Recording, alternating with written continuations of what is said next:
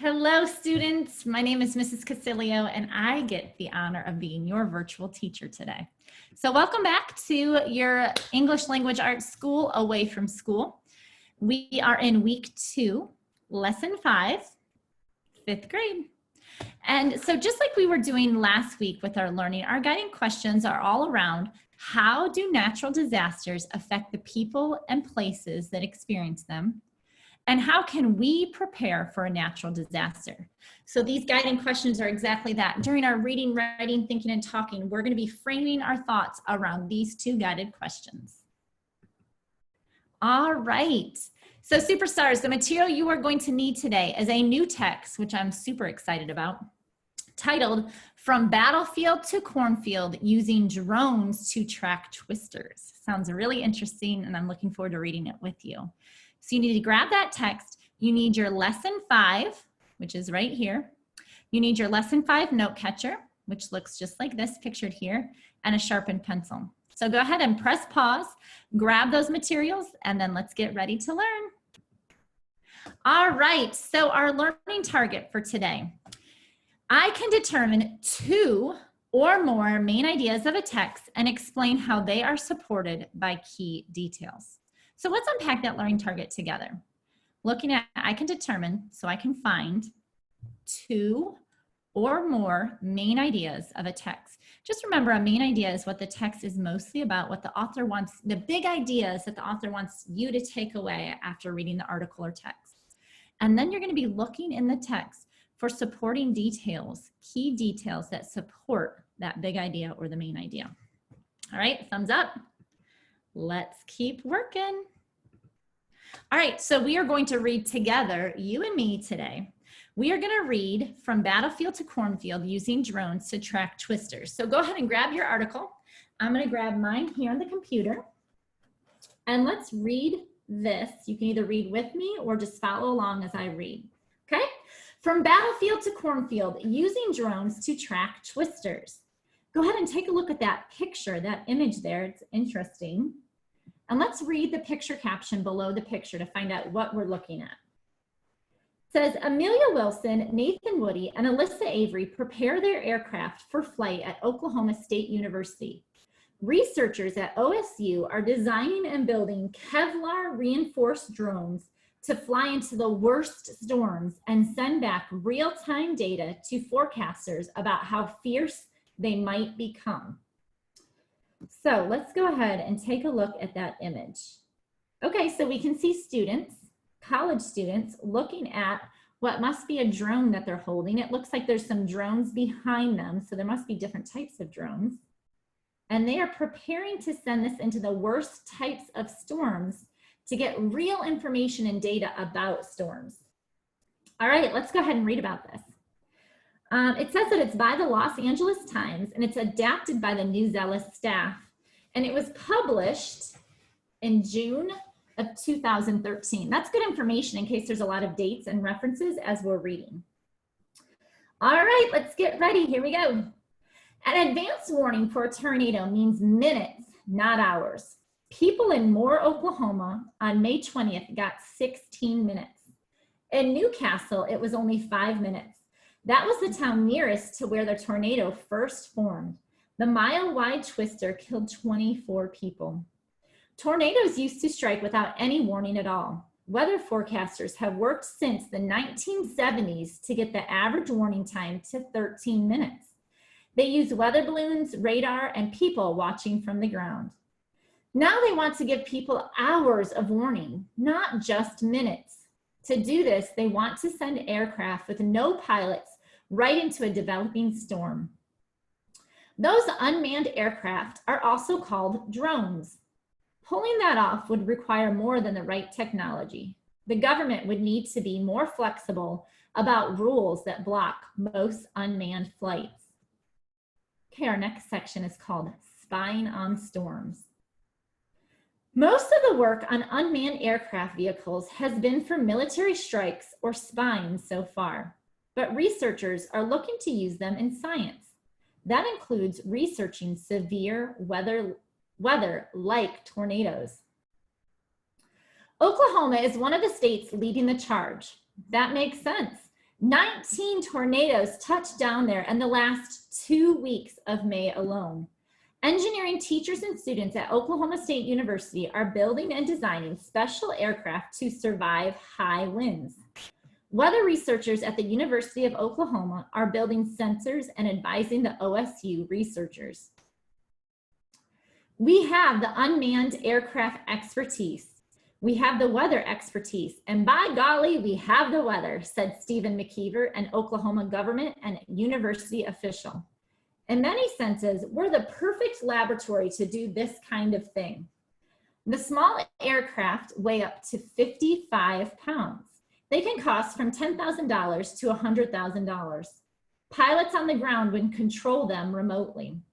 Sensors would collect data on temperature, humidity, and pressure. This is essential information for predicting a tornado. Researchers also plan to improve forecasting by monitoring the atmosphere before and after storms form. Our next section, titled Twister Delays a Test Flight. Oklahoma State professor Jamie Jacob first started working on drones to explore Mars in the 1980s. His focus has shifted to twisters and the questions still puzzling scientists: how, why, and when tornadoes form. If you live in Oklahoma, you have an interest in tornadoes, Jacob said. Jacob guides teams of students on design and assembly.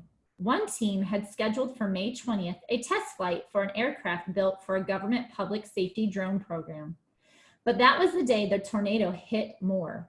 They delayed the flight by 2 days and successfully launched the plane into clear skies.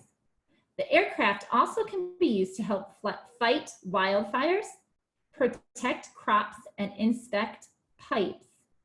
Quiet ones can also be used to locate survivors after a disaster, because they would not drown out cries for help from the wreckage. The technology is also safer than storm chasing when it comes to confirming there is a tornado. That is a big deal. 3 veteran storm chasers and researchers just died in a tornado that struck the Oklahoma City suburb of El Reno. Oklahoma Governor Mary Fallin created a committee on unmanned aircraft 2 years ago. The committee met May 31st, hours before the El Reno storm hit the Oklahoma City area. Committee members discussed the severe weather predicted for that night.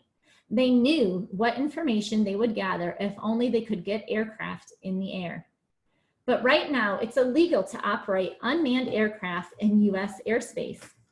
Some groups can ask for a special certificate to fly the aircraft, but then the government requires notice of 48 hours before the aircraft usually goes up. The government also says that the pilot must keep the aircraft in his or her sight at all times. This is impossible when it comes to tornadoes that form within hours and are hidden by rain. Researchers say they are frustrated at how long it takes to change the rules.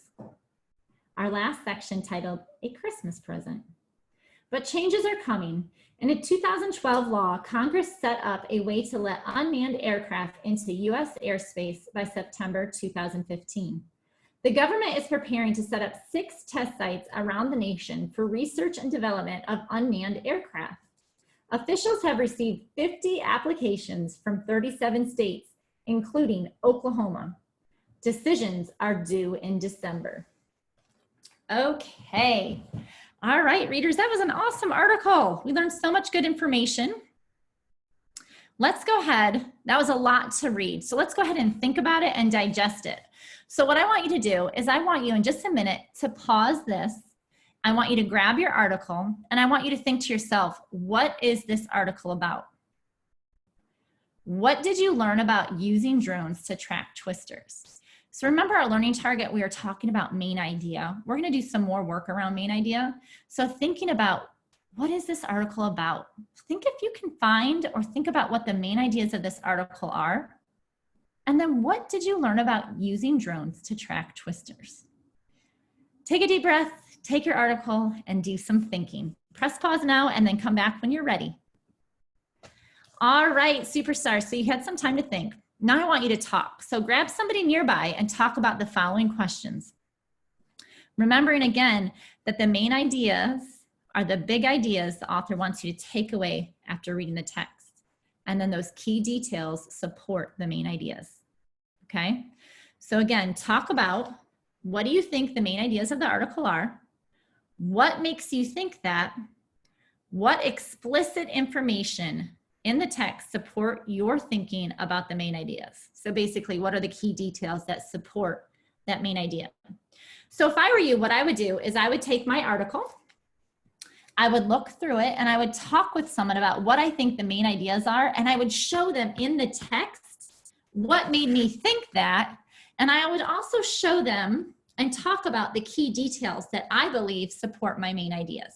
Okay, so go ahead and press pause, have an awesome discussion, take your time with this, and then come back when you're ready.